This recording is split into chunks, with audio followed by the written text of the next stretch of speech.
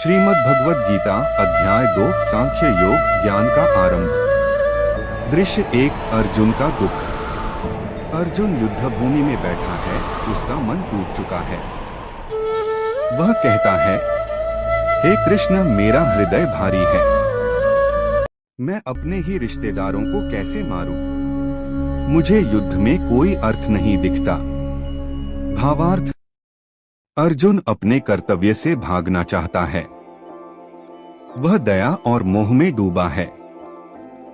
दृश्य 2 श्री कृष्ण का पहला उत्तर।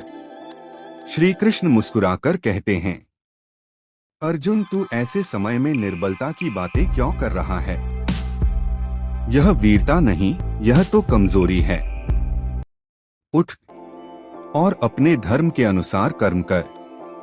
भावार्थ, भगवान उसे याद दिलाते हैं कि जीवन का असली अर्थ कर्म से है, भागने से नहीं। दृश्य 3 आत्मा अमर है।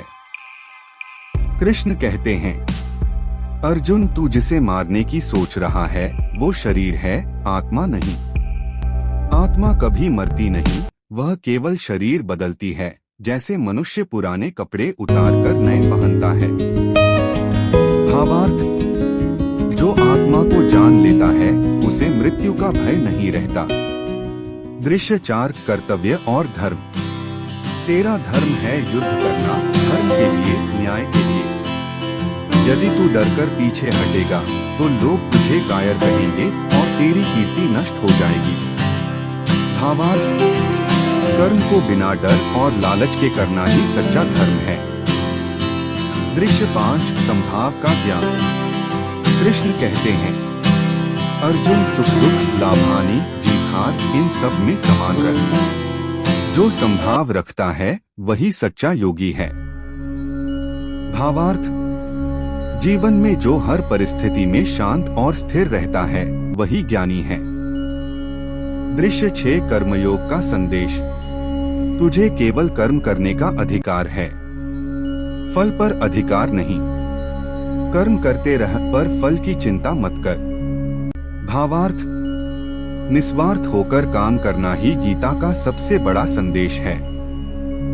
दृश्य 7 ज्ञान योग की ओर। जो व्यक्ति आत्मा को जानता है वह मोह और भय से मुक्त हो जाता है। ऐसा व्यक्ति जीवन में कभी दुखी नहीं होता। भावार्थ, ज्ञान का मतलब है खुद को समझना, अपनी आत्मा को पहचानना। अध्याय 2 का सार। अर्जुन के भ्रम को दूर करते हुए भगवान कृष्ण कहते हैं, कर्तव्य से भागना पाप है, आत्मा अमर है। कर्म करते रहो पर फल की चिंता मत करो।